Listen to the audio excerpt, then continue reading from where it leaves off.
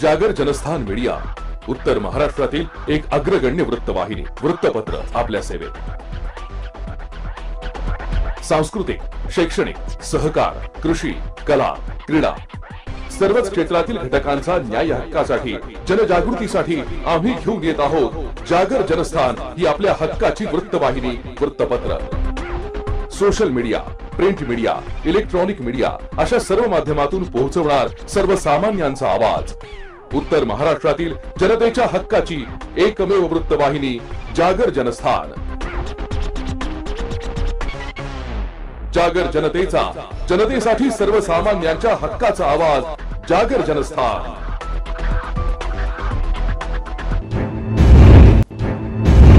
नमस्कार, मी शुभम बुडके पाटील, जागर जनस्थान मध्ये आपल्या सर्वांचं स्वागत। आज दिवसभरातील बातम्यांचा घेऊया सविस्तर आढावा।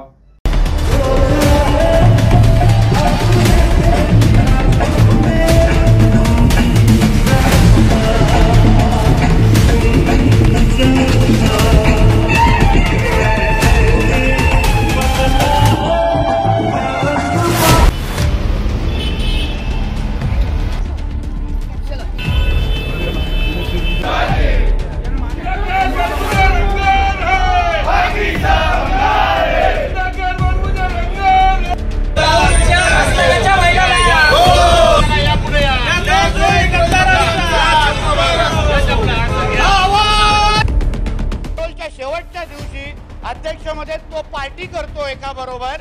अध्यक्ष महोदय पार्टी कोणाबरोबर करतो तर उबाटा सेनेचा जो नाशिकचा महानगर प्रमुख सुधाकर बडगुजर याच्याबरोबर अध्यक्ष महोदय पार्टी करतो।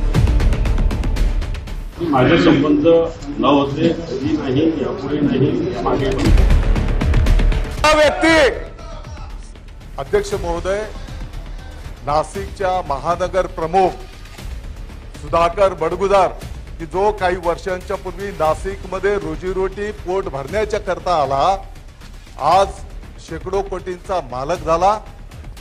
अशा देशद्रोह्यांच्या सोबत डान्स पार्टी। दादा भुसे एक इरिगेशनला जे म्हणून काम करत होता, तिचं पण निलंबित त्यांनी त्याचं आत्मपरीक्षण करावं। आपण का निलंबित झालो? भ्रष्टाचार तुमच्या अंगाशी, तुमच्या अंगाशी आमची प्रॉपर्टी जर लिकेल होती, ₹1 जर तुम्ही सापडला तर देशद्रोहाला कधीच माफी नसली पाहिजे आणि म्हणून या संदर्भात सखोल चौकशी व्हावी अशी आमची मागणी।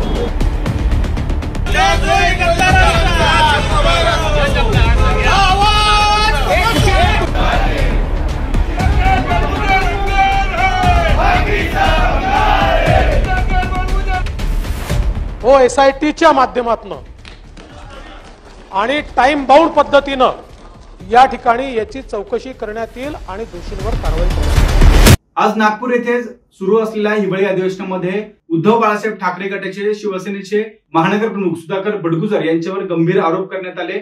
नितेश राणे, त्याचबरोबर दादा भुसे आणि आशिष शेलार यांनी या संदर्भामध्ये अनेक महत्त्वाचे आरोप हे सुधाकर बडगुजर यांच्यावर केल्याचं पाहायला मिळालं। मात्र त्यानंतर कुठेतरी प्रश्न उपस्थित होतोय की सुधाकर बडगुजर यांनी ज्या पार्टीमध्ये सहभाग घेतला त्या पार्टीमध्ये अनेक भाजपचे देखील नेते असल्याचं सुधाकर बडगुजर यांनी म्हटलंय। मात्र यामध्ये सुधाकर बडगुजर यांनी मागील काळात ज्यावेळी राज्याचे मुख्यमंत्री हे उद्धव ठाकरे होते त्यावेळा नारायण राणे यांना अटक करण्यासाठी सुधाकर बडगुजर यांनीच नाशिकमध्ये तक्रार दाखल केली, गुन्हा दाखल झाला होता। त्यामुळे सुधाकर बडगुजर यांचा कुठेतरी राजकीय वचपा काढण्याचं काम यातून नितेश राणे यांनी केले अशी चर्चा सध्या नाशिकमध्ये रंगू लागली आहे। मात्र दादा भुसे यांनी देखील सुधाकर बडगुजर यांच्या संपत्तीची चौकशी करावी अशी देखील मागणी केली आहे। मात्र या संपूर्ण घटनाक्रमानंतर नाशिकमध्ये या आरोपांचं कुठेतरी नाशिककरांना काय फायदा होतो हे देखील बघणं महत्वाचं आहे। मात्र राजकीय ज्या घटनाक्रम आहे तो नाशिकमध्ये आज दिवसभरात अनेक ठिकाणी आपल्याला त्याचे पडसाद उमटताना पाहायला मिळाले। सुधाकर बडगुजर यांच्यावर झालेल्या आरोपानंतर सुधाकर बडगुजर यांनी तात्काळ पत्रकार परिषद घेत असल्याचं जाहीर केलं। मात्र त्याच्या काही वेळापूर्वी शिंदे गटाच्या वतीनं सुधाकर बडगुजर यांच्या विरोधात जोडेमारे आंदोलन करत कुठेतरी सुधाकर बडगुजर यांच्यावर देशद्रोहाचा गुन्हा दाखल करावा अशी मागणी जिल्हा प्रमुख असलेले अजय बोरस्ते यांनी केली। मात्र या संपूर्ण घटनाक्रमानंतर सुधाकर बडगुजर यांनी या संपूर्ण प्रकरणाची खुलासा करण्यासाठी पत्रकार परिषद घेतली। या पत्रकार परिषदेमध्ये या संपूर्ण घटनाक्रमामध्ये सुधाकर बडगुजर यांनी हे संपूर्ण आरोप फेटाळल्याचं आपल्याला पाहायला मिळालं। मात्र यातून शिंदे सेनेचं आंदोलन त्याचबरोबर सुधाकर बडगुजर यांना कुठेतरी राजकीय अडवणूक करण्याचा प्रयत्न सुरू असल्याचं देखील नाशिककरांच्या माध्यमातून कुठेतरी आपल्याला ऐकायला मिळालं। मात्र सुधाकर बडगुजर यांनी पत्रकार परिषदेमध्ये कोणत्याही या आरोपांचं समर्थन न करता संपूर्ण खंडन केल्याचं पाहायला मिळालं आणि दादा भुसे यांनी केलेल्या आरोपांवर सुधाकर बडगुजर यांनी दादा भुसे यांचं नोकरीतून निलंबन का झालं त्यांनी स्वतःचं आत्मपरीक्षण करावं असं देखील सुधाकर बडगुजर यांनी पलटवार करत दादा भुसे यांना प्रत्युत्तर केलं होतं। मात्र सध्या नाशिकमध्ये सुरू असलेल्या संपूर्ण राजकीय संघर्ष बघता नाशिकमध्ये या आरोपानंतर मागच्या काळामध्ये कुठेतरी एमडी प्रकरण देखील गाजलं होतं, त्यामध्ये पालकमंत्री दादा भुसे यांचं देखील नाव हे अग्रस्थानी असल्याचं पाहायला मिळालं। मात्र त्यातून काय निष्पन्न झालं, कोणावर या संपूर्ण घटनेनंतर कोणकोणत्या राजकीय नेत्यांची नावे समोर आली। एका बाजूला आपण जर विचार केला तर सत्ताधारी असलेल्या पक्षाकडून सध्या उद्धव बाळासाहेब ठाकरे गटाचे माजी महापौर असलेले विनायक पांडे यांच्यावर देखील आरोप करण्यात आले होते। मात्र त्यांची चौकशी झाली आणि त्या चौकशीतून कोणतीही गोष्ट ही समोर आली नाही। त्यामुळे विनायक पांडे यांच्यावर जे बेछूट आरोप करण्यात आले होते तसाच हा आरोप आहे का अशी देखील चर्चा सध्या नाशिकमध्ये सुरू आहे। सुधाकर बडगुजर यांनी पुढील काळात या संपूर्ण घटनाक्रमाची चौकशी झाली तर मी त्याला सामोरे जाईल असं देखील सुधाकर बडगुजर यांनी पत्रकार परिषदेमध्ये आपला खुलासा केलाय। मात्र सध्या नाशिकमधल्या या संपूर्ण घटनाक्रमानंतर राजकीय जो संघर्ष आहे तो कुठपर्यंत जातो हे देखील बघणं महत्वाचं असणार आहे। अशा नवनवीन बातम्या बघण्यासाठी जागर जनस्थान युट्यूब आणि फेसबुक चॅनलला सबस्क्राईब करा आणि बेल आयकॉन क्लिक करा। धन्यवाद। संपूर्ण भारतीयांचं श्रद्धास्थान असलेल्या प्रभू श्रीराम यांच्या अयोध्येतील मंदिर उभारणीचं काम हे अंतिम टप्प्यात आलंय।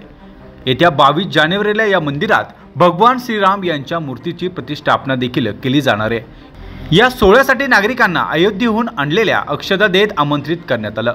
नाशिकच्या पंचवटी येथील रामकुंड येथून या श्रीराम अक्षदा मंगल कलश यात्रेची सुरुवात झाली। ही यात्रा गोदा घाटावरील रामकुंड, मालेगाव स्टँड, पंचवटी कारंजा मार्गे काळाराम मंदिर पर्यंत काढण्यात आली। या यात्रेत शेकडो भाविक सहभागी झाले होते। यात्रेत ढोल पथक, लेझिम पथकाचा देखील सहभाग होता। श्रीरामांच्या जयघोषात यात्रा ऐतिहासिक आणि प्रसिद्ध अशा काळाराम मंदिराजवळ येऊन समाप्त झाली। शेकडो राम भक्तांनी या कलश यात्रेमध्ये सहभाग नोंदवला। कलश यात्रा उत्साहात संपन्न झाली आहे। पंचवटी येथील रामकुंड येथून श्रीराम अक्षदा मंगल कलश यात्रेची सुरुवात झाली होती।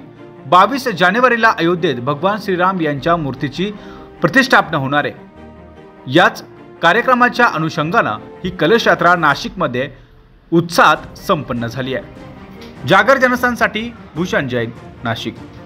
सातपूर परिसरातील अशोकनगर येथे सोन्याचे दागिने भांडी पॉलिश करून देतो अशी बतावणी करून 1,53,300 रुपयांचे सोन्याचे दागिने हातचलाखीने चोरून नेल्याप्रकरणी सातपूर पोलीस ठाण्यात 2 अनोळखी व्यक्तींविरोधात गुन्हा दाखल करण्यात आला आहे। दर्शना गोयल राहणार अशोकनगर सातपूर यांच्या फिर्यादीनुसार 2 अनोळखी व्यक्तींना त्यांच्या घरी येऊन सोन्याचे दागिने व भांडी पॉलिश करून देतो अशी बतावणी करून फिर्यादी यांचा विश्वास संपादन करत फिर्यादी यांनी सोन्याचे दागिने व भांडी पॉलिश करण्यासाठी दिले असता त्यांची नजर चुकवून 1,53,300 रुपयांचे सोन्याचे दागिने घेऊन दोघांनी पोबारा केला।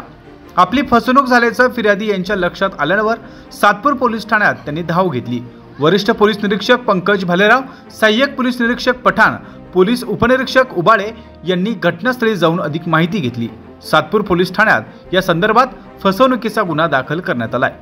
सहाय्यक पोलीस निरीक्षक पठाण पुढील तपास करत आहे। या परिसरातील अनेक सीसीटीव्हीच्या माध्यमातून देखील पोलिसांचा शोध सुरू आहे। जागर जनस्थानसाठी संदीप नवसे, नाशिक। नाशिकच्या गुन्हे शाखा युनिट 2 ने शुक्रवारी मोठी कारवाई केली आहे। पोलीस हवालदार गुलाब सोनार यांना मिळालेल्या गोपनीय माहितीच्या आधारे सातपूर पोलीस स्टेशन येथे भारतीय दंडविधान कलम 369 या गुन्ह्यातील चोरीस गेलेली हिरो होंडा कंपनीची शाईन मोटरसायकल ही इसम सौरभ मगर वय वर्ष 21 राहणार वाखरवाडी देवळा जिल्हा नाशिक याने चोरी केल्या असल्याची माहिती मिळाली होती। त्यास नाशिकचे गुन्हे शाखा युनिट 2 चे पोलीस निरीक्षक रणजित नलवडे यांच्या मार्गदर्शनाखाली पोलीस उपनिरीक्षक संदेश पाडवी, पोलीस हवालदार गुलाब सोनार, पोलीस हवालदार चंद्रकांत गवळी, पोलीस हवालदार अतुल पाटील, पोलीस हवालदार प्रशांत बालझाडे त्याचबरोबर जितेंद्र वजिरे यांनी सापळा करत ही कारवाई केली आहे। उपरोक्त नमूद गुन्ह्यातील चोरीस गेलेल्या 45,000 रुपये किमतीची होंडा कंपनीची शाईन मोटरसायकलसह त्याला ताब्यात घेतलाय। पुढील कार्यवाही करता सातपूर पोलीस ठाणे या ठिकाणी हा गुन्हा वर्ग करत पुढील तपास सातपूर पोलिसांच्या माध्यमातून सुरू आहे। जागर जनस्थानसाठी भूषण जैन, नाशिक। अंबड परिसरातील पवननगर सिडको येथे जीवे ठार मारण्याच्या उद्देशाने बंदुकीतून गोळी झाडल्या प्रकरणी एका विरुद्ध पोलीस ठाण्यात गुन्हा दाखल करण्यात आला. पोलीस नाईक गायकवाड यांच्या फिर्यादीनुसार रोहित गोविंद माले उर्फ डिंगम राहणार जय भवानी रोड नाशिक रोड याने त्याच्या ताब्यातील बंदुकीतून समोर उभ्या असलेल्या इस्मानवर जीवे ठार मारण्याच्या उद्देशाने बंदुकीतून गोळी झाडली. सुदैवाने यात कुठलीही जीवितहानी झालेली नाहीये. शस्त्रबंदी असताना पोलीस आयुक्त नाशिक शहर यांच्या मने आदेशाचं उल्लंघन केलंय. त्या संदर्भात जीवे ठार मारण्याचा प्रयत्न देखील केल्याप्रकरणी अंबड पोलीस ठाण्यात एका विरुद्ध गुन्हा दाखल करण्यात आलाय. या संदर्भात उपायुक्त मोनिका राऊत यांनी माध्यमांना माहिती दिली आहे. काल अंबड पोलीस स्टेशन या ठिकाणी गुप्त बातमी अशी मिळाली होती की पवननगर या भागामध्ये 14 तारखेला पहाटे फायरिंग झालेलं आहे. मग त्या अनुषंगाने डीबीची टीम आणि इतर टीम आम्ही रवाना केल्या होत्या. काय नेमका प्रकार झाला होता ही माहिती आम्ही घेत होतो. सदर भागातील सीसीटीव्ही फुटेज आम्ही चेक करत होतो. तर एका फुटेजमध्ये आम्हाला त्या संदर्भातले व्हिडिओ रेकॉर्डिंग या ठिकाणी मिळालं आणि त्याच्यावरून एक आरोपी आमच्या लक्षात आलं. त्याचं नाव होतं रोहित माले, की जो अगोदर आमच्या रेकॉर्डवरचा आरोपी आहे आणि त्यांनी हवेत फायर केलेला आम्हाला या ठिकाणी दिसत होता. तर मग ह्या सगळ्या गोष्टी लक्षात आल्यानंतर आम्ही तक्रारदार या ठिकाणी शोधत होतो, परंतु कुणीही या ठिकाणी तक्रारदार आम्हाला न मिळून आल्यामुळे आम्ही सुमोटो पोलिसांनी त्याच्यामध्ये दखल घेऊन 307चा गुन्हा सध्या रोहित महाले विरुद्ध या ठिकाणी दाखल केलेला आहे आणि पुढील तपास या ठिकाणी चालू आहे. नाही, अजून गन ताब्यात आलेले नाहीये. आरोपी ताब्यात आल्यानंतर पुढील तपास आम्हाला लागेल. व्हिडिओमध्ये अजून चेहरे स्पष्ट होत नाहीयेत. ज्यावेळेस मुख्य आरोपी ताब्यात येईल त्याच्यानंतर सर्व गोष्टीचा या ठिकाणी उलगडा होईल. नाही, अजून तरी तसं कुठल्याही प्रकारे लक्षात आलेलं नाहीये. या प्रकरणी पोलीस उपनिरीक्षक बिडकर यांच्या माध्यमातून पुढील तपास सुरू आहे. जागर जनस्थानसाठी संदीप नवसे, नाशिक. आपण नेमकं कुणावरती आक्रमण आणि कशासाठी? उभाटा सेनेच्या नेत्या सुषमाताई अंधारे यांनी मध्यंतरी त्यांना एक निनावी पत्र गेलेलं होतं आणि त्या पत्राच्या आधारावर त्यांनी पत्रकार परिषद घेतली होती. त्या पत्रकार परिषदेमध्ये त्यांनी माझं नाव घेतलं नव्हतं, मात्र त्यांच्या नावावरती आलेलं पत्र त्यांनी प्रसारमाध्यमांना दिलं आणि प्रसारमाध्यमांच्या माध्यमातून ते नाशिकमध्ये पोहोचलं आणि काही प्रसारमाध्यमांच्या प्रतिनिधींनी ते मला देखील पत्र दाखवलं. ते पत्र माझ्याकडे होतं. मी पोलीस आयुक्तांना त्याच दिवशी पत्र दिलं, राज्याच्या गृहमंत्र्यांना देखील पत्र दिलं आणि सदरच्या विषयाची पूर्णतः चौकशी करावी. आणि त्यामुळे मी ड्रग्ज प्रकरण गेल्या 1.5 वर्षांपासून ह्या विषयावरती लढा देत आहे. अनेक पुरावे मी प्रशासनाला, गृह खात्याला दिले आणि त्या पद्धतीने त्याच्यावरती चौकशी झाली. त्याच्यातनं काही कारखाने जे आहेत ते उघडकीस आले आणि मी या ड्रग्ज प्रकरणावरती सातत्याने बोलत आहे म्हणून तर माझ्यावरती आरोप होत नाही ना. आणि दुसरा विषय, उभाटा सेनेच्या नेत्या सुषमा अंधारे यांनी जे पत्र त्यांना निनावी होतं, निनावी पत्राला कुठलाही अर्थ नसतो, ते त्यांनी प्रसारमाध्यमांकडे लीक केलं आणि ते पत्र नाशिक जिल्ह्यामध्ये फिरलं. ह्याच्यातनं माझी बदनामी झाली. त्यामुळे ह्या अधिवेशनामध्ये सोमवारी मी त्यांच्यावरती हक्कभंग मांडणार आहे की माझी त्यांनी बदनामी करण्याचा कुठलाही पुरावा नसताना त्यांनी बदनामी करण्याचा प्रयत्न केलेला आहे. राज्याच्या गृहमंत्र्यांनी देखील काल सभागृहामध्ये जाहीर केलं की सदर विषयाशी माझा कुठला दुरून किंवा जवळून देखील कुठलाही संबंध नाही. आपल्याला कल्पना आहे की आपल्या राज्यामधला जो लोकायुक्त कायदा आहे हा जुना कायदा आहे आणि आपल्या राज्याच्या लोकायुक्त कायद्यामध्ये भ्रष्टाचार विरोध प्रतिबंधक कायदा जो आहे त्याचा इन्क्लुजनच नाहीये. त्यामुळे आपल्याकडे आता जे लोकायुक्त जी व्यवस्था आहे या व्यवस्थेमध्ये त्यांना भ्रष्टाचाराच्या प्रकरणांवर कुठलीही कारवाई करता येत नाही आणि दुसरं त्यांना केवळ रिकमेंडेटरी अशा प्रकारचे अधिकार आहेत, पलीकडचे कुठलेही अधिकार नाही. आणि म्हणून या संदर्भात मागच्या काळामध्ये माननीय अण्णा हजारेजी यांनी एक उपोषण देखील केलं होतं. त्यावेळेस मी मुख्यमंत्री असताना त्यांना आश्वासन दिलं होतं. त्यानंतर आपण एक संयुक्त कमिटी तयार केली होती आणि ज्या कमिटीमध्ये राज्य सरकारचे अधिकारी, तेव्हाचे मुख्य सचिव होते, अधिकारी होते आणि गद्रे साहेब देखील त्यामध्ये होते आणि अण्णा हजारे आणि त्यांचे काही लोक अशी त्यांची टीम आणि जवळपास अनेक बैठका होऊन मग त्याच्यामध्ये याचा मसुदा हा आपण फायनल केला आणि हा मसुदा फायनल केल्यानंतर हे विधेयक या ठिकाणी आलेलं आहे. याच्यामध्ये प्रामुख्यानं काय गोष्टी आहेत त्या मी आपल्याला सांगू इच्छितो. पहिल्यांदा तर भ्रष्टाचार प्रतिबंधक कायद्यातल्या तरतुदी आता लोकायुक्त कायद्याच्या अंतर्गत आपण आणल्या.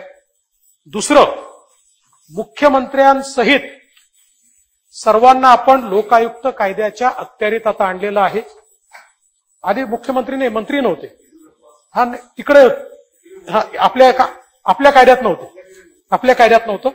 हा तर आता मुख्यमंत्र्यांसहित सगळ्यांना आपण लोकायुक्ताच्या अखत्यारीत आणलेलं आहे. लोकायुक्तांना निवडण्याची जी समिती आहे ही देखील अतिशय ट्रान्सपरंट केली आहे, ज्याच्यामध्ये मुख्यमंत्री, उपमुख्यमंत्री, दोन्ही सभागृहाचे विरोधी पक्षनेते, स्पीकर आणि अध्यक्ष आणि याच्यासोबत माननीय हायकोर्टाचे मुख्य न्यायाधीश अशी अतिशय ट्रान्सपरंट कमिटी, म्हणजे लोकायुक्त या भागाचा का या भागाचा का या पक्षाचा असा कोणालाही म्हणता येणार नाही, अशा प्रकारची अतिशय ट्रान्सपरंट कमिटी, सर्च कमिटी आहे, त्याच्यानंतर ही कमिटी आहे. त्याच्यामुळे लोकायुक्तांची अपॉइंटमेंट ही देखील अतिशय ट्रान्सपरंट पद्धतीने त्या ठिकाणी होणार आहे. आणि यासोबत आपल्याला माहिती आहे की सुप्रीम कोर्टाने 2018 साली एक निर्णय दिला होता आणि त्या निर्णयानंतर भ्रष्टाचार प्रतिबंधक कायद्यामध्ये केंद्र सरकारने सुप्रीम कोर्टाच्या आदेशाने काही बदल केले. त्या बदलामध्ये कुठल्याही अशा प्रकारचा लोकप्रतिनिधी असो किंवा अधिकारी असो त्याच्यावर कारवाई करताना त्याला चान्स मिळाला पाहिजे आणि त्याच्यामध्ये परवानगी घेण्याची एक आवश्यकता आहे. अशा प्रकारचे प्राधिकरण तयार झाले आहेत. तर ती जी काही अमेंडमेंट आहे त्याचा अवलंब देखील याच्यात करण्यात आलेला आहे. उदाहरण द्यायचं झालं तर समजा जसा केंद्राचा लोकायुक्त कायदा आहे त्याच धर्तीवर आपण ते सगळे चेंजेस केले आहेत. केंद्राच्या कायद्यामध्ये ज्या प्रकारे वेगवेगळे प्राधिकरण केले आहेत तसेच प्राधिकरण केले आहेत. उदाहरणादाखल एखाद्या याची बोनस ऑपरेंडी काय असेल तर समजा उदाहरणादाखल एखाद्या आमदाराच्या विरुद्ध लोकायुक्तांकडे जर तक्रार आली तर पहिल्यांदा लोकायुक्त त्याची प्रिलिमिनरी इन्क्वायरी करतील. ती प्रिलिमिनरी इन्क्वायरीमध्ये त्यांना जर असं वाटलं की याच्यामध्ये काही ना काही तथ्य आहे तर त्यांना त्या सभागृहाच्या स्पीकरकडे किंवा चेअरमनकडे, ज्या सभागृहाचा तो असेल त्यांच्याकडे परवानगी घ्यावी लागेल. ती परवानगी त्यांनी दिल्यानंतर त्या ठिकाणी अंतिम इन्क्वायरी त्यांना करावी लागेल आणि अंतिम इन्क्वायरीमध्ये त्यांना जर वाटलं की प्रॉसिक्यूट केलं पाहिजे तर तशा प्रकारची प्रॉसिक्युशनची परवानगी पुन्हा त्यांना घ्यावी लागेल. जसं केंद्राच्या कायद्यात आहे तसंच याच कायद्यात आहे आणि जसं भ्रष्टाचार प्रतिबंधक कायद्यात आहे तशाच प्रकारची व्यवस्था आहे. आता मंत्र्यांच्या संदर्भात समजा अशा प्रकारची प्रिलिमिनरी इन्क्वायरी झाली आणि जर त्यांना वाटलं की इन्क्वायरी कंडक्ट करण्याची आवश्यकता आहे तर त्यांना गव्हर्नरची परमिशन घ्यावी लागते आणि त्याच्यानंतर ही कारवाई करावी लागते. आणि जसं केंद्राच्या कायद्यामध्ये पंतप्रधानांच्या विरुद्ध इन्क्वायरी करायची असेल तर त्या ठिकाणी सभागृहाची परवानगी घ्यावी लागते, तशाच प्रकारची मुख्यमंत्र्यांची या ठिकाणी आपण केंद्राच्या कायद्यात ज्या प्रकारे आपण तरतूद आहे ती करस्पॉन्डिंग तरतूद आपण या कायद्यामध्ये ठेवली आहे. त्यामुळे या कायद्यामध्ये चेक अँड बॅलन्सही आहे. एखादा सत्तारूढ पक्ष आपल्या विरोधी पक्षाला कुठेतरी बाबा या कायद्याचा उपयोग करून नामोहरम करायचं तर ते देखील करता येणार नाही, अशा प्रकारची व्यवस्था देखील यात केली आहे. आणि कुठल्याही प्रकारे गैरउपयोग होऊ नये म्हणून पहिल्यांदा आणि स्वतः माननीय अण्णा हजारेंनी या गोष्टीला मान्यता दिली, त्यांच्यासमोर जेव्हा प्रपोजल ठेवलं की खोटी तक्रार जर निघाली तर तक्रारदारावर कारवाई करण्याची देखील तरतूद या कायद्यामध्ये या ठिकाणी करण्यात आलेली आहे. त्यामुळे मला असं वाटतं की अतिशय समग्र चांगला योग्य कायदा आपण तयार केलेला आहे आणि म्हणून माझी या सभागृहाला विनंती आहे. खालच्या सभागृहाने तो एकमताने केला होता, मग वरच्या सभागृहामध्ये आपण आल्यानंतर कमिटी केली होती.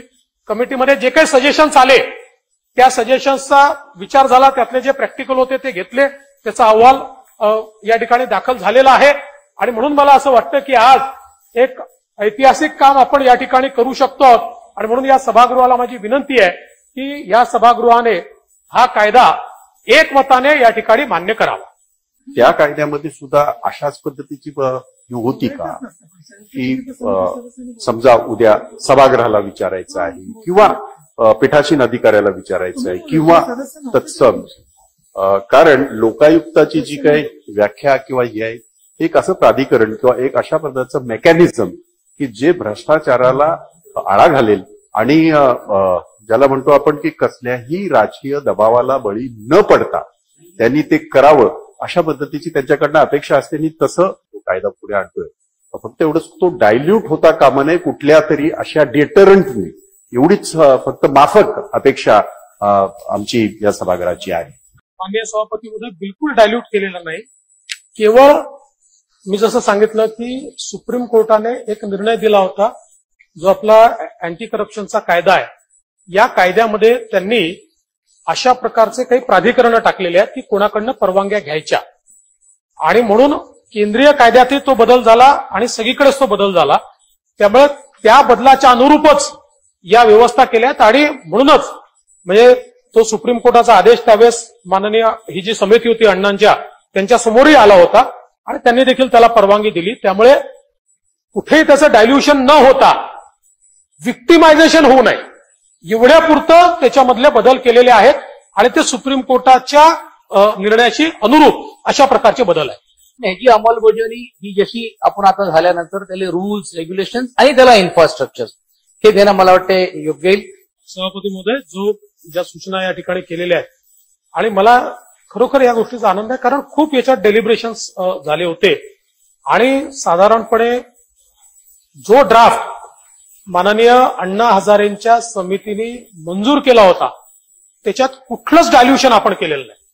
100% आपण तो जो ड्राफ्ट आहे तो या ठिकाणी मान्य केलेला आहे आणि 100% त्या ड्राफ्टवर आधारित जे बिल आहे, जो बिलाचा ड्राफ्ट आहे तोच आपण या ठिकाणी मान्य करतो आहोत.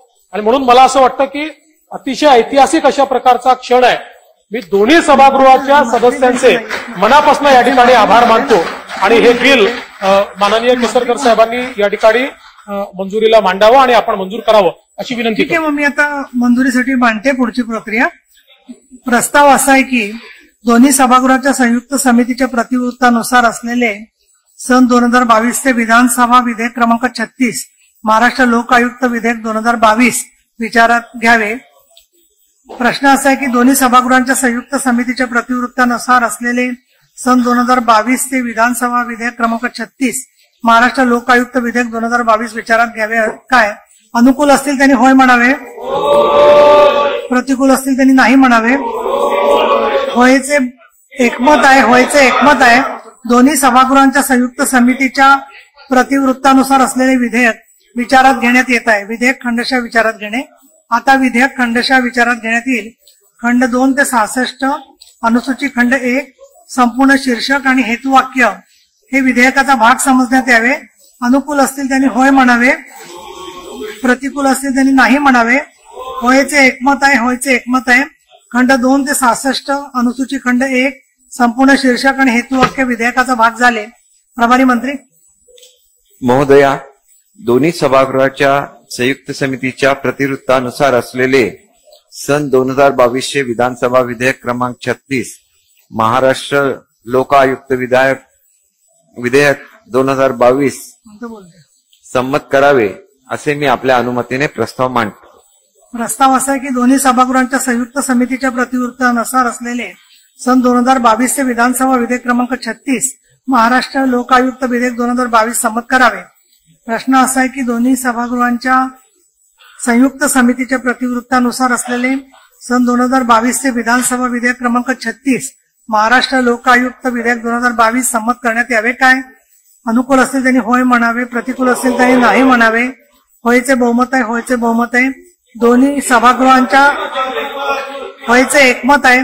दोन्ही सभागृहांच्या संयुक्त समितीच्या प्रतिवृत्तानुसार असलेले सन 2022 चे विधानसभा विधेयक क्रमांक 36 महाराष्ट्र लोक आयुक्त विधेयक 2022 संमत करण्यात आले.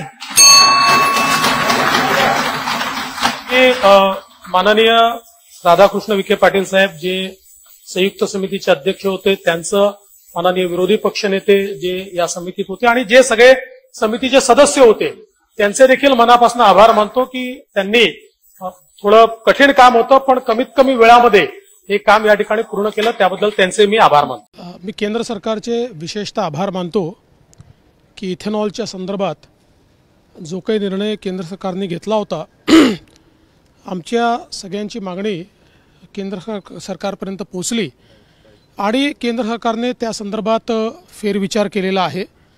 विशेषतः केंद्र सरकारच्या आग्रहावरनं आणि केंद्र सरकारने सबसिडी देऊन मोठ्या प्रमाणात इन्व्हेस्टमेंट ही इथेनॉलच्या क्षेत्रात विशेषतः ज्यूस टू इथेनॉल बी हेवीपासून इथेनॉल याच्यामध्ये केली होती आणि त्यामुळे अशा प्रकारची बंदी आल्यानंतर त्याच्यामध्ये अडचणी निर्माण झाल्या असत्या।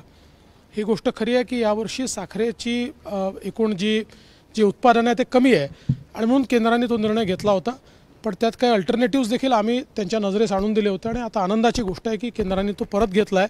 महाराष्ट्रातल्या उद्योगाला याचा मोठा फायदा होईल। सिन्नर तालुक्यातील गोंदे व दापूर येथील केंद्र सरकारच्या विकसित संकल्प रथाला ग्रामस्थांनी विरोध दर्शवलाय। सिन्नरच्या ग्रामस्थांचा केंद्र सरकारच्या या संकल्प रथाला विरोध बघायला मिळाला आहे। केंद्र सरकारचे धोरण हे शेतकऱ्यांच्या मुळावर असल्याचं देखील शेतकऱ्यांनी म्हटलंय। केंद्र सरकारचा विकसित संकल्प रथ रोखत शेतकऱ्यांनी आणि ग्रामस्थांनी एकत्र येत या संदर्भात केंद्र सरकारच्या योजना या फसव्या असल्याचं बोलत या रथाला विरोध दर्शवलाय। या संपूर्ण घटनेचा व्हिडिओ व्हायरल झालाय। शेतकऱ्यांच्या शेतीमालाला भाव नाही, दुसरीकडे स्वयंपाकाचा गॅस सिलेंडरच्या दरातही मोठी वाढ आहे, त्यामुळे दुधाला देखील भाव नाहीये। अशा अनेक महत्त्वाच्या शेतकऱ्यांच्या आणि सामान्य नागरिकांच्या प्रश्नांवर केंद्र सरकार कोणतेही ठोस पावलं उचलत नसल्यानं ग्रामस्थ आक्रमक झाल्याचं पाहायला मिळालं।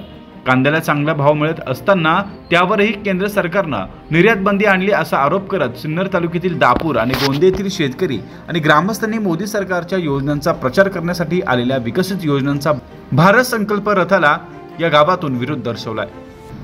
दापूर ग्रामपंचायत कार्यालयासमोर मोदी सरकारच्या योजनांचा प्रचार करणारा संकल्प रथ हा येऊन थांबला होता। त्यासोबत चालकांना प्रचार व प्रचारासाठी डिजिटल स्क्रीन या ठिकाणी विविध तयारी सुरू केली। मात्र प्रचार साहित्यांची मांडणी करत असताना तेथे परिसरातील ग्रामस्थांनी एकत्र येत ग्रामस्थांनी या रथाला तीव्र शब्दात विरोध केला।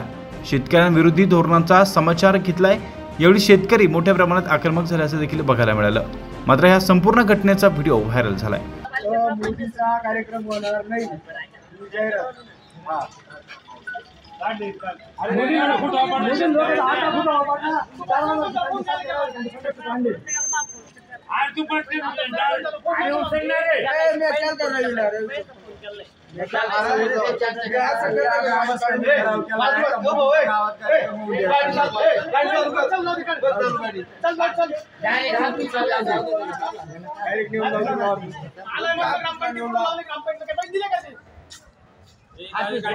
अगर ना देऊ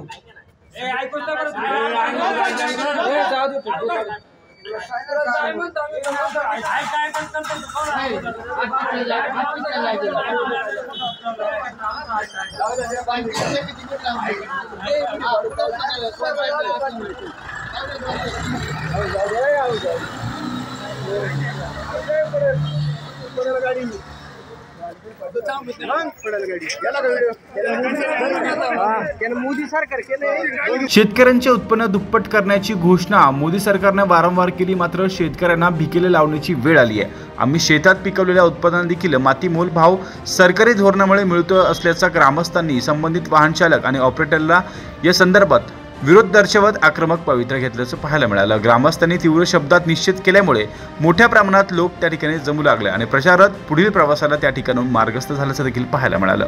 जागर जनस्थानसाठी कैलास नवले, सिन्नर। पाटबंधारे विभागातील लिपिकाला लाच घेताना अटक करण्यात आली आहे। 14,000 रुपयांची लाच घेताना पाटबंधारे विभागातील एका लिपिकाला लाचलुचपत प्रतिबंधक विभागानं रंगेहात पकडलाय। सदर इसमावर कारवाई सुरू आहे। या संदर्भात सविस्तर वृत्तानुसार चाळीसगाव तालुक्यातील शेतकऱ्यांना मन्याड धरणातून शासनाकडून मोफत गाळ देण्यात येतोय, परंतु पाटबंधारे विभागाकडून प्रति ट्रॅक्टर 1200 रुपये प्रमाणे 11 जणांकडून 14,400 रुपये मागणी होत असल्याची गुप्त माहिती लाचलुचपत प्रतिबंधक विभागाला मिळाली होती। त्यावर सदर पथकानं आज सकाळच्या सुमारास सापळा रचून पाटबंधारे विभागातील लिपिक तुषार अशोक पाटील याला ताब्यात घेतलोय। या संदर्भात पुढील कार्यवाही देखील सुरू आहे। अँटी करप्शन ब्युरोच्या धुळे विभागाने चाळीसगाव जिल्हा जळगाव या ठिकाणी ही कारवाई केलेली आहे। या कारवाईमध्ये तक्रारदार यांच्याकडून इरिगेशन डिपार्टमेंटचे जे कनिष्ठ लिपिक या पदावर असलेले तुषार पाटील यांनी मन्याड धरणातून गाळ उपसा करण्यासाठी 13,300 रुपयाची लाचेची मागणी ही तक्रारदार यांच्याकडे केली होती आणि त्या संबंधाने अँटी करप्शन ब्युरोच्या धुळे पथकाकडून पंचांसमक्ष खात्री करण्यात आली होती लाच मागणीची, आणि त्याच्यामध्ये लाच मागणी केल्याचं ज्यावेळी निष्पन्न झालं त्यानुसार आज चाळीसगाव शहर पोलीस स्टेशन या ठिकाणी आमच्याकडून जे काही तुषार पाटील कनिष्ठ अभियंता इरिगेशन डिपार्टमेंट चाळीसगाव यांच्यावर आम्ही लाचलुचपत प्रतिबंधक अधिनियमच्या कलम 7 प्रमाणे गुन्हा दाखल करण्याची कारवाई सुरू करण्यात आलेली आहे।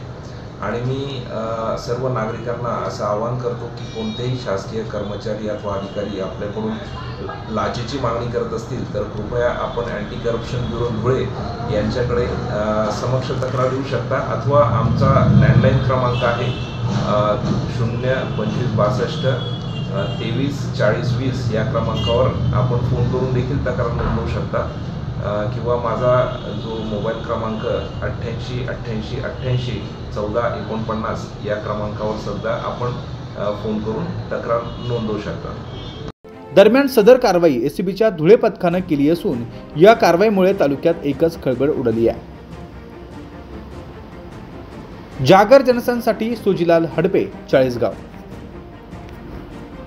या बातम्यांचा घेऊया छोटासा ब्रेक। बघत राहा जागर जनस्थान। अडवतकर ज्वेलर्स म्हणजे आपल्या विश्वासाचं प्रतीक। अडवतकर ज्वेलर्स घेऊन आलाय आपल्यासाठी खास ऑफर। सोने आणि चांदीच्या खरेदीवर हमखास ऑफर फक्त अडवतकर ज्वेलर्स या ठिकाणी। तर वाट कसली बघताय, नक्की भेट द्या अडवतकर ज्वेलर्सला।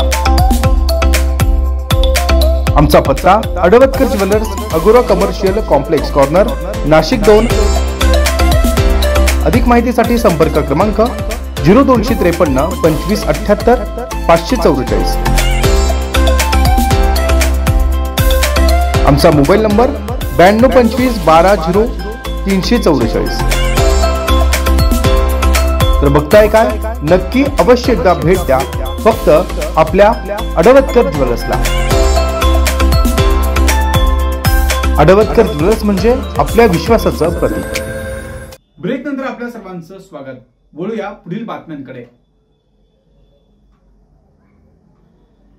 विधानसभेत आज आमदार नितेश राणे, त्याचबरोबर पालकमंत्री दादा भुसे आणि आशिष शेलार यांनी शिवसेना उद्धव बाळासाहेब ठाकरे गटाचे नाशिकचे महानगर प्रमुख सुधाकर बडगुजर यांचे दाऊदच्या हस्तकांसोबत संबंध असल्याचे व्हिडिओ आणि पोस्टर दाखवत प्रश्न उपस्थित। यावेळी आमदार नितेश राणे, पालकमंत्री दादा भुसे यांच्यासह आशिष शेलार यांनी देखील या घटनेची तात्काळ गृहमंत्र्यांनी दखल घ्यावी आणि सुधाकर बडगुजर यांच्यावर कारवाई करावी अशी मागणी केली। त्यानंतर नाशिकमध्ये शिवसेना शिंदे गटाच्या वतीने सुधाकर बडगुजर यांच्या विरोधात आंदोलन करण्यात आलं।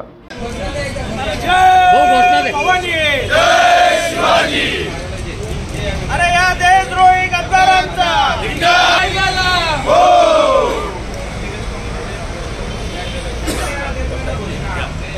छत्रपती शिवाजी महाराज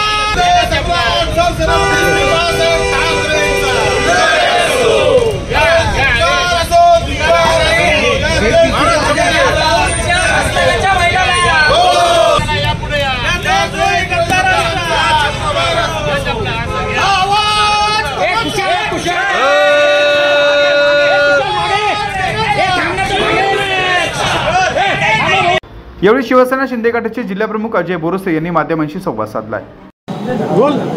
दादा आंदोलन करण्यात आलं आहे सुधाकर बडगुजर यांच्याविरोधात।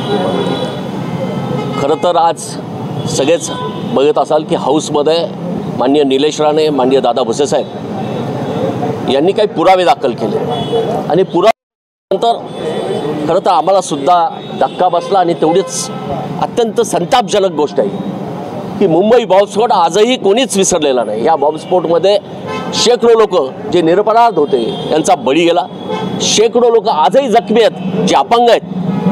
आणि हा बॉम्बस्फोट घडवणारी जी काही मंडळी होती, जी दुबईत बसून दाऊद त्याचा हस्तक, त्याच्याबरोबर तुम्ही पार्ट्या करता, पार्ट्या जोडता। मला वाटतं याच्यापेक्षा शर्मेची गोष्ट कुठली नाही। त्याहून वाईट असं वाटतं की शिवसेना भवन उडवायचा ज्यांनी कट केला त्याला तुम्ही भेटतात, त्यांना तुम्ही बुके देतात, त्यांना पार्ट्या देता।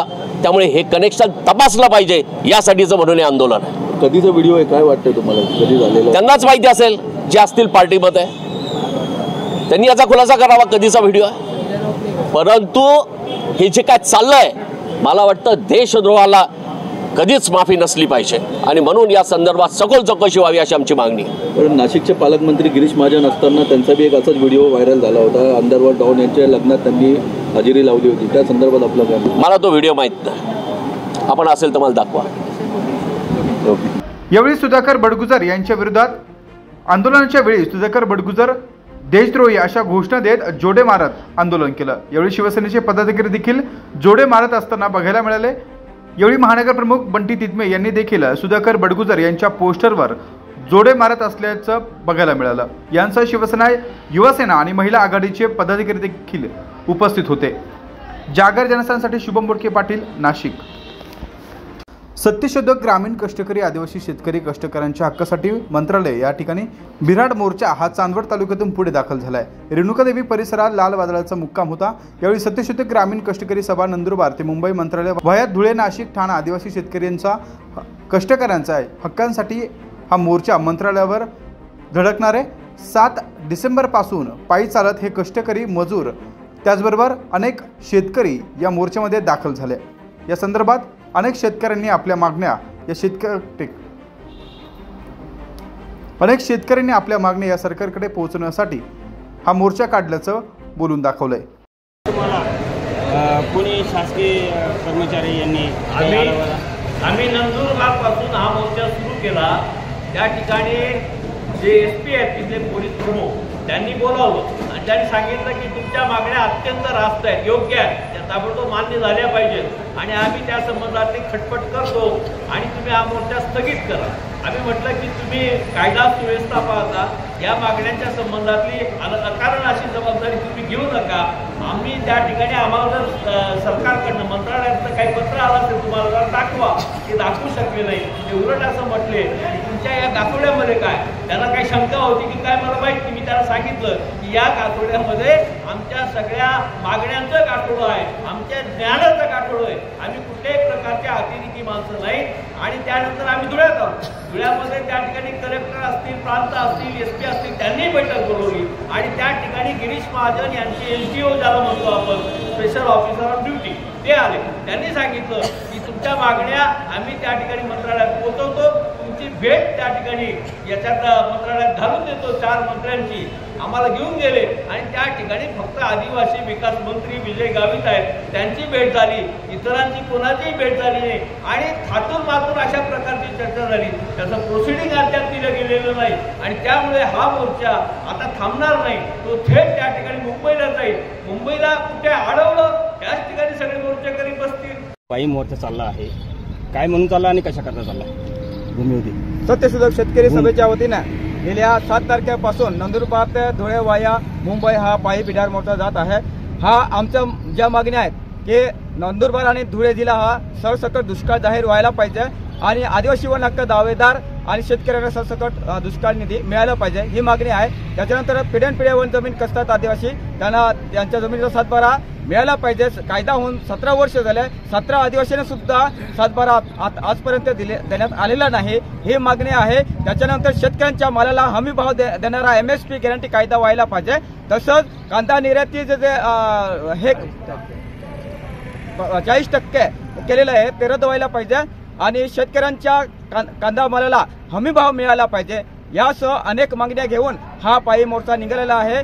नंदुरबार कोणतीही दखल घेतली नाही, धुळ्याला थोडीफार प्रशासनाने दखल घेतली. आम्हाला नागपूर येथे विधिमंडळामध्ये चर्चा करण्यासाठी बोलवलं, परंतु तिथे सुद्धा त्यांचे नखरे सुरू होते. हजारो आदिवासी आपले डोक्यावर बिढार घेऊन चालले आहे, परंतु प्रशासनाला अजून सुद्धा जाग आलेली नाही आणि यासाठीच शासनाला जाग आणण्यासाठी आमचे हक्क मिळवण्यासाठी हा पायी बिढार मोर्चा आम्ही घेऊन निघालो आहोत. कधीपासून निघाली? हा 7 तारखेपासून निघालेला आहे. 432 किलोमीटर पायी चालणार आहोत आम्ही. सरासरी किती तुमचे आदिवासी लोक चालले? हे 10,000 पेक्षा जास्त लोक सहभागी झालेले आहे. यांचं अन्न पाणी खाण्याचं काय? स्वतः आम्ही डोक्यावर बिडार घेऊन निघालेलो आहे, स्वतः शिदोरी घेऊन निघालेले आहेत आम्ही. चांदवड देवळा मतदारसंघाचे माजी आमदार शिरीष कोतवाल यांच्या सोबत अनेक महत्त्वाच्या नेत्यांनी या बिराड मोर्चाला पाठिंबा दर्शवला. सध्या अस्मानी आणि सुलतानी संकटामुळे सध्या शेतकऱ्यांचं कंबरडं मात्र अनेक ठिकाणच्या नेत्यांनी फक्त दौरे केले, मात्र सरकारच्या या पंचनाम्यातून शेतकऱ्यांना कोणतीही भरपाई मिळाली नाही. त्याचबरोबर सरकारनं जे आश्वासनं दिली ते कोणतीही आश्वासनं पूर्ण झाली नाही। यामुळे या मोर्चात अनेक आदिवासी बांधव सहभागी झाल्याचं पाहायला मिळालं। जागर जनस्थानसाठी देवीदत्त जाधव, चांदवड।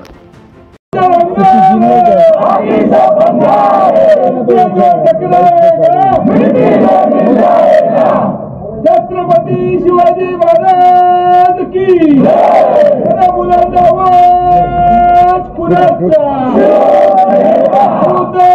साहेब आगे बढ़ो, हम तुम्हारे साथ हैं। आदित्य साहेब आगे बढ़ो, हम तुम्हारे साथ हैं। विचाराच्या बैलाला दादा भुसेच्या बैलाला आपण घोषाच्या बैलाला संदीप सारख्या कांद्याच्या बैलाला जो काही विषय झालेला आहे आपल्याला माहिती आहे। या संदर्भातली आपली काय प्रतिक्रिया, नेमकी आपलं काय म्हणणं आहे याच्यावर? पालकमंत्र्यांनी जे सभागृहामध्ये आरोप केले, मला असं वाटतं त्यांनी योग्य माहिती घेतली नाही।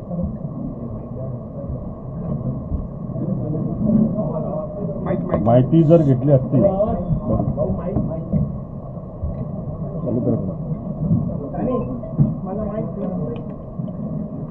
2016 मध्ये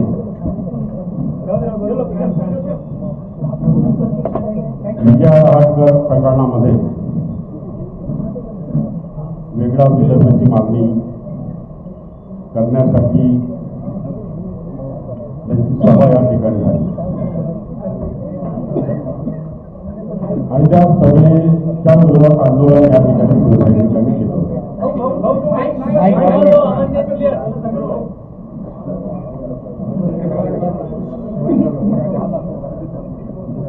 शिवसैनिकांनी आंदोलन केलं होतं आणि त्यामध्ये अनेक शिवसैनिकांवरती गुन्हे दाखल केले।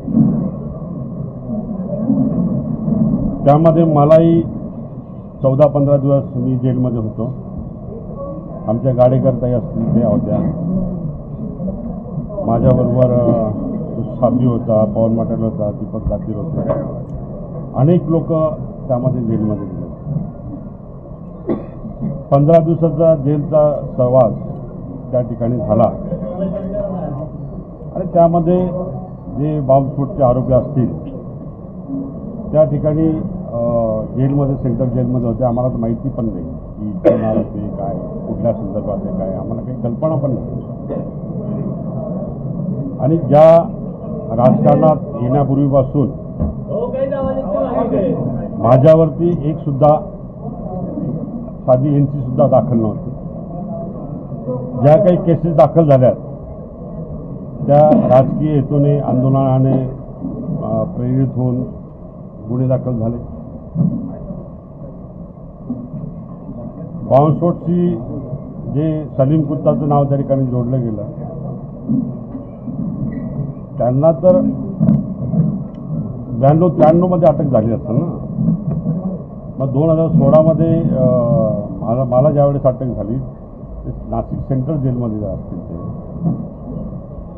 त्यामध्ये कैदी म्हणून त्या ठिकाणी मला सुद्धा अटक झाली होती, मी सुद्धा एकत्र त्या ठिकाणी होतो। म्हणजे जे काही बेबनाव केलेला आहे, मॉर्फिंग जे केलेलं आहे ते मला असं वाटतं चुकीचं आहे। त्याचा नीट अभ्यास त्यांनी केला पाहिजे। गुन्हेगार जर जेलमध्ये असेल तर तो बाहेर आला कसा? देवेंद्र फडणवीसांनी त्या ठिकाणी स्टेटमेंट केलंय, उपमुख्यमंत्र्यांनी। तो पे रोलवरती आल्यानंतर सार्वजनिक जीवनामध्ये तो वावरू शकतो, जाऊ शकतो। अशा संदर्भात काही आमची भेट झाली असेल, अशा संदर्भात आमचं हे झालं असेल किंवा हे झालं असेल तर सार्वजनिक कार्यक्रमामध्ये माहिती।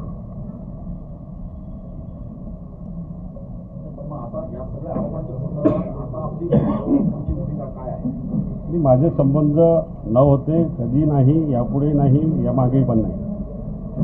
मी सेंट्रल जेलला गेलो होतो 14 दिवस, त्या ठिकाणी ते आरोपी म्हणून सुद्धा होते, त्या ठिकाणी मी त्या ठिकाणी आरोपी म्हणून वावरलेलो आहे। त्या व्यतिरिक्त काय व्हिडिओ समोर कुठले आहेत आणि तुमचा डान्स करताना एक व्हिडिओ व्हायरल होतो, तो नेमकं काय प्रकरण आहे? मी म्हणालो ना, सार्वजनिक जीवनामध्ये कुठे भेट झाली असेल मला माहीत नाही, पण मॉर्फिंग पण आणि पोलिसांना सहकार्य करण्याची आमची पूर्ण तयारी आहे.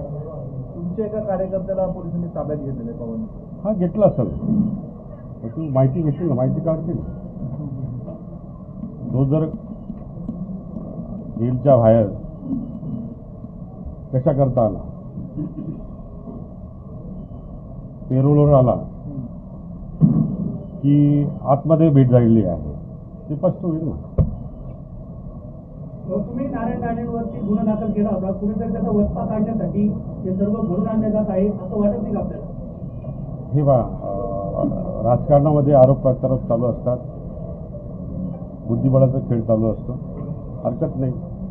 त्यांनी आम्ही त्यावेळेस गुन्हे दाखल केले असतील, त्यांनी आता आरोप आमच्यावर केले, हे चालूच राहणार राजकारणामध्ये, त्याबद्दल काही फार बोलणं योग्य वाटत नाही. आता चौकशीला बोलवलं तर तुमची सहकार्य राहील ना, तो पोलिसांना चौकशीमध्ये सहकार्य निश्चितपणाने करेल.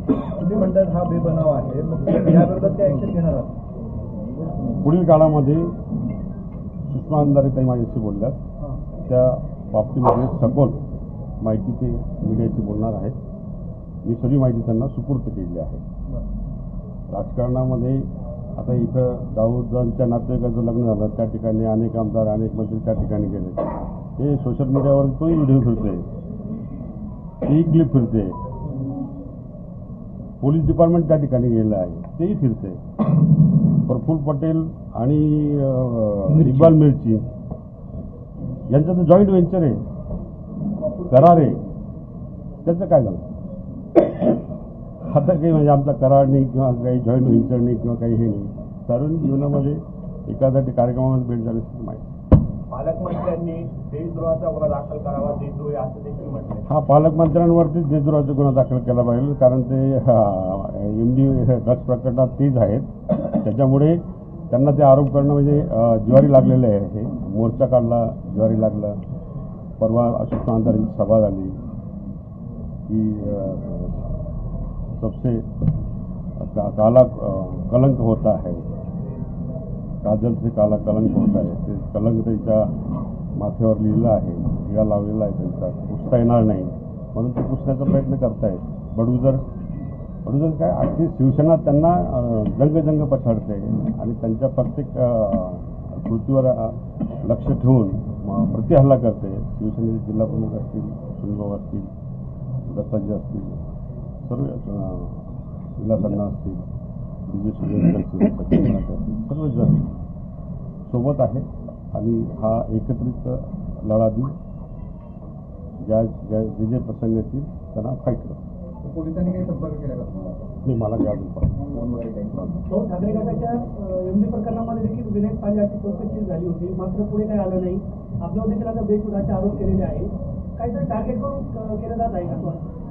टार्गेट निश्चितपणाने टार्गेट केलं जात आहे, परंतु असे प्रकार होत असतात, आरोप प्रत्यारोप होत असतात, त्याला खचून न जाता खंबीरपणे उत्तर देणं हे विरोधकांचं काम आहे आणि सत्ताधाऱ्यांचं काम आहे.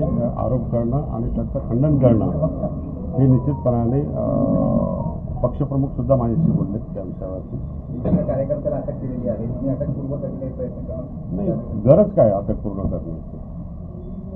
हां, तो जेलमध्ये असेल किंवा त्याची माझी भेट जेलमध्ये झाली असेल, जेलच्या बाहेर तो कुठल्या कारणाला आहे, कुठल्या कार्यक्रमात घडलं आहे, हे काय विषय नाही. आता लग्नामध्ये अनेक आमदार होते, त्यांना अटक झाली का? मिरची प्रकरणात, इक्बाल मिरची प्रकरणात जॉईंट व्हायचं नाही, त्याचं काय झालं? दादा भुसेंनी तुमच्या संपत्तीचा विषय पण तिथे घेतला. दादा भुसे एक इरिगेशनला जेई म्हणून काम करत होते, तिथं पण निलंबित झालं. त्यांनी त्याचं आत्मपरीक्षण करावं, आपण का निलंबित झालो? भ्रष्टाचार तुमच्या अंगाशी, आमच्या अंगाशी नाही. आमची प्रॉपर्टी ना लिगल, ₹1 जर इकडे तिकडे सापडला तर राजकारणाचं सगळ्यांचं. मागील वर्षी अतिवृष्टी, यंदा अत्यल्प पाऊस, त्यानंतर झालेली अवकाळी पाऊस आणि गारपीट यामुळे नांदगाव, येवला, चांदवड यासह नाशिकच्या ग्रामीण भागातील शेतकऱ्यांवर पुन्हा एकदा तेल्या मर रोगाचे संकट ओढवलं असून विकत पाने आणून पोटच्या मुलांप्रमाणे संगोपन केलेल्या डाळिंबाच्या बागेवर कुऱ्हाड चालवण्याची वेळ आली आहे. नाशिकच्या ग्रामीण भागात मोठ्या प्रमाणावर डाळिंब, द्राक्ष बागायत हे जगवण्यासाठी शेतकऱ्यांनी मोठ्या प्रमाणावर कष्ट केलेत, विकत पाणी आणून या फळबागात जगवल्या. मात्र आता झालेल्या अवकाळी आणि गारपिटीनं शेतकरी पूर्णपणे उद्ध्वस्त झालाय. हातातोंडाशी आलेला घास देखील हिरावून गेला असून बळीराजा आता हवालदिल झालाय. माझे नाव समाधान कमन गांगुर्डे. माझा 1 एकर डाळिंब बाग आहे. मागच्या वर्षी अतिपाणकाळ्यामुळे डाळिंब नुकसान झाले. त्या वर्षी बी पीक विमा काढला होता आणि यावर्षी सुरुवातीला कमी पाऊस झाला. झाल्यानंतर आम्ही पीक विमा काढला आणि फळबाग एकदम तोंडी घास आल्यानंतर नुकसान झालं. गारपीट झाली, पाऊस झाला, अति पाऊस झाल्यामुळे परत नुकसान झाले. अशी परिस्थिती झाली डाळिंबाची. तर यावर्षी बी पीक विमा काढला तर मागच्या वर्षाचा भेटला नाही आणि यावर्षाचा भेटला नाही. तर सरकारने पंचनामा करून सुद्धा पीक विमा भेटला नाही. मागच्या वर्षाचं तेच झालं, यावर्षाचं पण तसंच परिस्थिती आहे. तर सरकारने यावर्षी कमीत कमी आमच्याकडं बघून या पीक विम्याच्या कंपनींना काहीतरी सांगितलं पाहिजे आणि यावर तोडगा आम्हाला मदत म्हणून फळबाग जगवण्यासाठी काहीतरी मदत दिली पाहिजे सरकारने. मी विक्रम किशन गांगुर्डे. आपल्या डाळिंब बाग जगवण्यासाठी 25-30 किलोमीटरवरून विकत पाणी आणून टँकरने बाग जगवला आणि पूर्ण माल तयार झाला. आणि ह्या मागच्या महिन्यामध्ये आलेल्या गारपिटीमुळे डाळिंबाचं हवामान बदलल्यामुळे नुकसान झालं, तेल्या रोगाचा अटॅक झाला. तर माझे केलेला खर्च विकत पाण्याचा खर्च निघालेला नाही. किती अपेक्षा होती आपली? किती खर्च आला? किती अपेक्षा होती? आपल्या बागेला जवळ पाण्याचा 3 लाख रुपये खर्च आला, औषधाचा 2 लाख रुपये खर्च आला. 3 एकर बागेसाठी माझी 1400 झाडं आहे. तर त्याच्यात ते आता बाग जगवायचं कसं अशी कंडिशन झाली. एका झाडापासून 2000 रुपये मिळणार होते, तिथं 400-500 रुपये मिळाले. झालेला खर्चसुद्धा निघाला नाही. काय मागणी करा? आता सरकारने काहीतरी याच्यावर लक्ष घातलं पाहिजे. विमा कंपनीला सहित सांगितलं पाहिजे. आता विमा तुम्ही मागच्या वर्षी काढला, यावर्षी पण काढलेला आहे. कोणी पंचनाम्याला येत नाही, काही करत नाही. बाग आणखी काय रोग आला? आणि बागाला पाऊस नसल्यामुळे आता मर रोग यायला लागला आहे. पाणी पुरत नाही, दुष्काळ पडल्यामुळे. आता ही बागेत मागं जगवला, आज डिसेंबर एंडिंग आहे, अजून जानेवारी फेब्रुवारी मार्च पूर्ण उन्हाळा बाकी आहे. बाग जगवायचा कसा? तर अशी कंडिशन आहे. शेतकऱ्यांसाठी सरकारने काहीतरी पाण्याची बाग जगवण्यासाठी काहीतरी उपाययोजना करावी असं आमची इच्छा आहे. मागील वर्षी अतिवृष्टीमुळे नुकसान झालेला पंचनामा मात्र अद्यापही भरपाई या पंचनाम्यातून मिळाली नाही आहे. मात्र यावर्षी देखील नुकसान झालंय, मात्र पंचनामा करायलाच कुणी आलं नसल्याचं देखील शेतकऱ्यांनी सांगितलंय. मात्र शेतकऱ्यांनी जगावं तरी कसं, असा सवाल आता हे शेतकरी बांधव सरकारला विचारतात. जागर जनस्थानसाठी अमीन शेख, नांदगाव. नाशिक ग्रामीण पोलीस पथकाची मोठी कारवाई येवल्यामध्ये बघायला मिळाली. पोलीस अधीक्षक नाशिक ग्रामीण यांच्या विशेष पथकानं अवैध व्यवसाय करणाऱ्यांवर धडक कारवाई केली आहे. या पथकानं येवला शहरातील नागड दरवाजा परिसरातील हॉटेल हिंदुस्थानीजवळ अवैधरित्या प्रतिबंधित असलेला सुगंधित तंबाखूवर जर्दा गुटखा जप्त केलाय. जवळपास 27,440 रुपयांचा गुटखा या पथकाला मिळून आलाय. या संदर्भात गुन्हे देखील दाखल करण्यात आले. सदर कारवाई पोलीस अधीक्षक शहाजी माप यांच्या मार्गदर्शनानुसार स्थानिक गुन्हे शाखेचे पोलीस निरीक्षक हेमंत पाटील, सहाय्यक पोलीस उपनिरीक्षक प्रल्हाद भानुदास गीते, विशेष पथकाचे पोलीस हवालदार सागर सौदागर, पोलीस शिपाई कल्पना लहांगे, पोलीस शिपाई नितीन जाधव, पोलीस शिपाई बच्छाव हेमंत वाघ या विशेष पोलीस पथकानं ही कारवाई केली आहे. जागर जनस्थानसाठी सचिन वखारे, येवला. नाशिक जिल्ह्यातील येवला, सिन्नर, मालेगाव तालुक्यातील जाहीर झालेल्या दुष्काळी परिस्थितीचे आढावा घेण्यासाठी कालपासून केंद्रीय पथक हे नाशिक जिल्ह्यात आले. मात्र या पथकानं सिन्नर नंतर संध्याकाळच्या सुमारास येवला तालुक्यासह 10 पैकी राजापूर, पन्हाळ्यासह या 2 गावात भेट देत पाहणी केली आहे. यावेळी नुकसानग्रस्त शेतकऱ्यांशी पथकानं संवाद देखील साधला. यावेळी या पथकाच्या अधिकाऱ्यांनी शेतकऱ्यांच्या अनेक महत्त्वाच्या गोष्टी जाणून देखील घेतल्या. खरीप हंगामात झालेल्या नुकसानीची पाहणी करून त्याचा अहवाल केंद्राला देणार असल्याची माहिती देखील केंद्रीय अधिकाऱ्यांनी यावेळी सांगितली आहे. का जो यहाँ पे दौरा है इसलिए है कि महाराष्ट्र राज्य में अभी सूखे की स्थिति उत्पन्न हुई है खरीफ मौसम में. उसी के संदर्भ में हमारी एक टीम इसके अवलोकन के लिए आई है कि क्या स्थिति है, यथास्थिति जानने के लिए आई है. जानने के बाद में सूखे के निस्तारण की एक प्रक्रिया है, भारत सरकार के अंतर्गत प्रक्रिया है. उस प्रक्रिया के अंतर्गत जो सूखे से संबंधित जो क्लेम जो सेटलमेंट होना है, इसकी रिपोर्ट हम कल जाके राज्य सरकार को पहले सबमिट करेंगे. उसके बाद इसकी उचित प्रक्रिया के माध्यम से इसका जो क्लेम सेटलमेंट किया जाएगा. ये जो अभी तक देख के मुझे लग रहा है कि खरीफ मौसम में निश्चित रूप से यहाँ वो तो वैसे भी मौसम का भी आंकड़े और जो फसल कटाई के अनुमान जो ये डेटा है उसको भी देख के लगा भी था कि सिचुएशन खराब थी. यहाँ पे देखने पे भी लग रहा है कि स्थिति बहुत ठीक नहीं है. स्थिति वास्तव में कहीं कहीं पे बहुत खराब है और कृषि के लिए, खेती की स्थिति तो वास्तव में ज्यादा ही खराब है। किसानों ने क्या जो हमारे सूखा के अंतर्गत जो प्राविधान है उसमें तुरंत मदद का ही प्राविधान है, इसीलिए जो इसका लास्ट डेट जो होती है, राज्य ने हमें बताया कि हमारे यहाँ सूखे जैसी स्थिति है, तुरंत हमारे यहाँ से एक टीम का गठन हुआ है। टीम ने आके भ्रमण किया, भ्रमण करने के पश्चात तुरंत जैसे हम रिपोर्ट अपनी सबमिट करेंगे राज्य सरकार को, उसका जो उचित मुआवजा या जो क्षतिपूर्ति कह सकते हैं केंद्र की तरफ से, राज्य की तरफ से, उसका निस्तारण किया जाएगा। सर, डिस्ट्रिक्ट में जागर जनस्थानसाठी सचिन वखारे, येवला। चाळीसगाव तालुक्यामध्ये तीव्र दुष्काळाच्या झळा जाणवू लागल्या. सर्वत्र चारा व पाण्याची टंचाई आणि विहिरी कोरड्या तर काही ठिकाणी नितळ गाठलाय. केंद्रीय पथकानं डोंडिगर, बिलाखेड, हिरापूर, खडकी या भागात शेतीची पाहणी करून शेतकऱ्यांशी संवाद साधला. यावेळी शेतकऱ्यांनी व्यथा मांडत केंद्रीय पशुसंवर्धन विभागाचे सहआयुक्त HR खन्ना, अप्पर जिल्हाधिकारी अंकुश पिनाटे, जिल्हा अधीक्षक कृषी अधिकारी चंद्रकांत पाटील, चाळीसगावचे प्रांताधिकारी प्रमोद हिले, तालुका कृषी अधिकारी किशोर हडपे, तहसीलदार रोशन पाटील आदी अधिकारी यावेळी या समितीसोबत उपस्थित होते.